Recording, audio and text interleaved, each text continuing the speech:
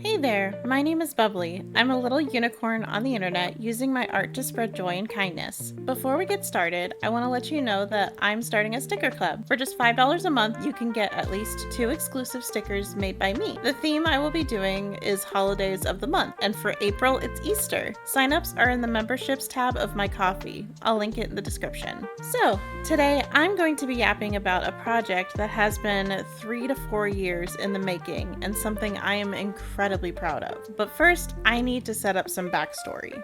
I came up with an idea around 2021 that, in theory, sounds amazing. The main 6 from My Little Pony as Dungeons & Dragons characters. However, this project was highly ambitious. It required a lot when it came to skill. Character design, costume design, and some weapon drawing skills as well. Most of which I did not have at the time. For reference, this is what my art looked like in 2021. I also didn't have the artistic energy for 6 fully illustrated pieces. I started, and this was the end result.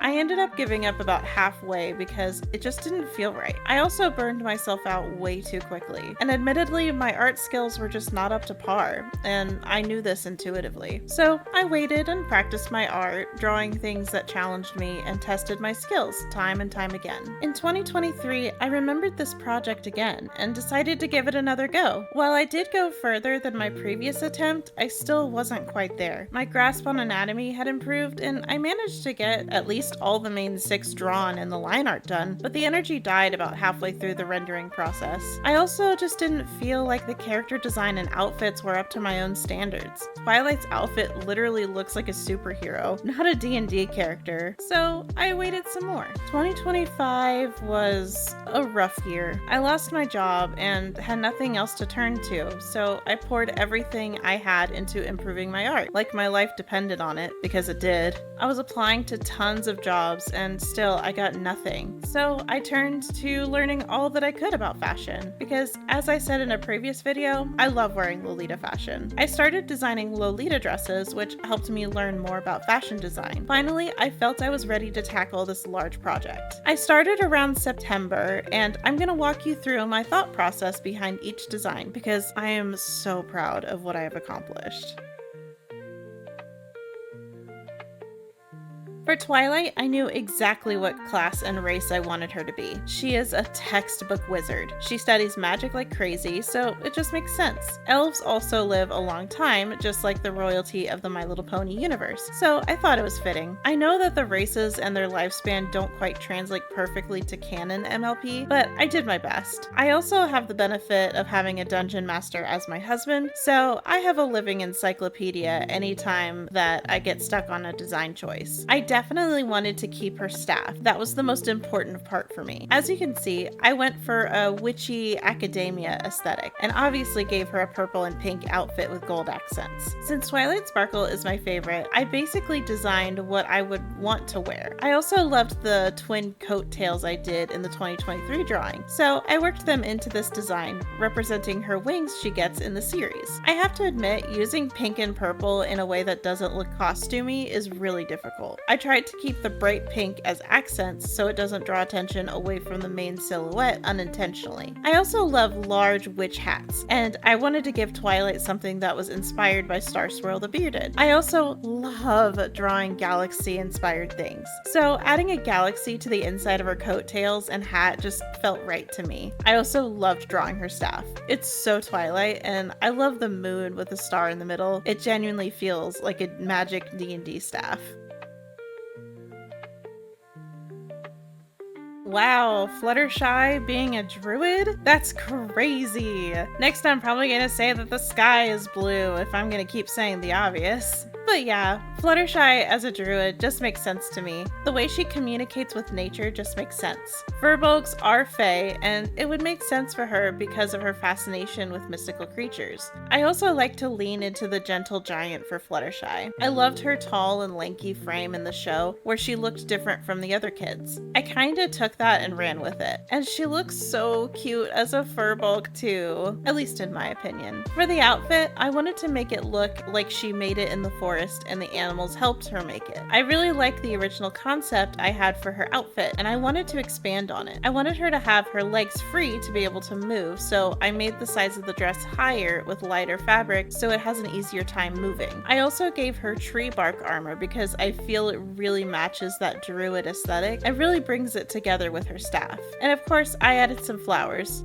Much to my chagrin. I hate drawing flowers. And of course, I had to add a butterfly to her belt because I wanted to try to incorporate each cutie mark in some way. I also love the leaf foot coverings because it feels like a lily pad was cut in half and attached to her foot to give the illusion of shoes. While I hated my life while drawing the flowers, I still had so much fun with this design.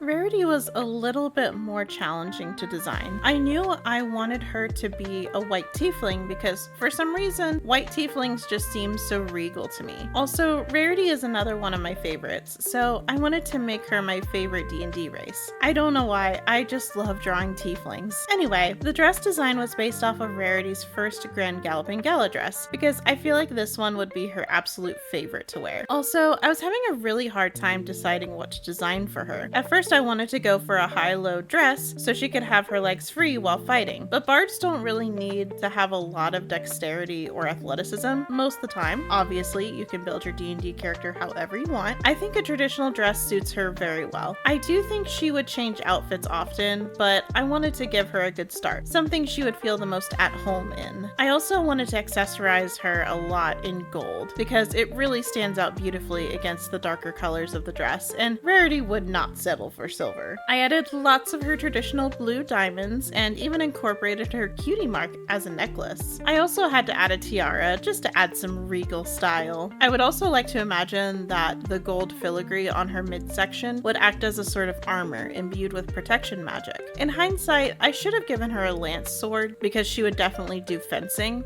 But even so, I like what I came up with. She's classy and very stylish. You know what else would make you stylish? Hitting that like and subscribe button. Booyah! Nailed it! Speaking of nailing it, I definitely nailed Applejack's design. Since dwarves have a very family-centric lifestyle, I had to make the Apple family a dwarven clan. Dwarves are also very hardworking and usually do a lot of manual labor, like mining, so it wouldn't be too unbelievable that a dwarven clan would also do farming. I imagine that Applejack grew up defending the farm from wolves and other magical creatures, so she would just use the axe that has been passed down her family through generations. Despite the rough appearance, the axe is very well taken care of. The handle made from the first apple tree the family planted several generations ago. Her outfit was something I wanted to keep from my older drawings of her. I liked how practical it looked, but the red and green were still distinct colors that represented the Apple family. I also wanted to put a lasso on her side because I imagine she's very good at lassoing other creatures, growing up on a farm and all, but I just say it's hidden behind her with her stance. I did want to add some light armor, just a chest plate and those little side things. Sorry, I don't know what they're called. Then added a leather apron so she can have a place to keep her tools. I wanted to give her a backpack, but I felt it would mess with the silhouette of the drawing itself. I also realized I didn't draw everyone else with their packed gear, so it wouldn't make a lot of sense if I started now. Also, I was lazy and I didn't want to. One last thing I love about this drawing is the apple trim on the bottom of her tunic. I think it brings it together nicely. Rainbow Dash was the hardest one for me to design, honestly. She's a tomboy, which translates really well into modern clothing design, but not so much to D&D, at least for me anyway. I wasn't sure if I wanted to use the traditional monk clothing, loose pants and a crop top, but I realized I could give her a cool rainbow sash and add some awesome cloud print to her pants. Rainbow Dash isn't completely against fashion. She likes to look cool and be able to move freely, which this outfit allows her to do so. And when she's running, the sash acts as a rainbow streak, just like her tail in the show. I also love how I drew her hair. Ergonasi hair was something I really wanted to draw for a long time, and I finally was able to do it. And I added rainbow to the ends to add a little interest. Rainbow is a very difficult pattern to work with because it can get visually overwhelming very quickly. So I made sure to only have 2 instances of a rainbow to keep the design cohesive. Also, I took some inspiration from her Grand Galloping Gala dress, again, and added added some gold and cloud accents. I also love the little hip cutouts on the pants because it feels a little rebellious from the traditional monk garb. A very deliberate choice by me. Also, the gold sandals just bring the whole thing together, at least in my opinion. I imagine she trained at the same place that the Wonderbolts did, which I translate to a sort of acrobatic fighting troupe in D&D. If you have some headcanons about Rainbow Dash's training, feel free to leave a comment down below. I love hearing other people's ideas about these types of things. One last thing is the reason why I made her an air ganassi. I see Cloudsdale as a place that is a little bit out of reach from other ponies, so it makes sense that it would seem like another realm, similar to where the ganassi are from. And I made her an air type because it just makes sense. She loves to fly, and I imagine she uses her powers to do just that, doing all kinds of fun air tricks and crashing into all kinds of stuff.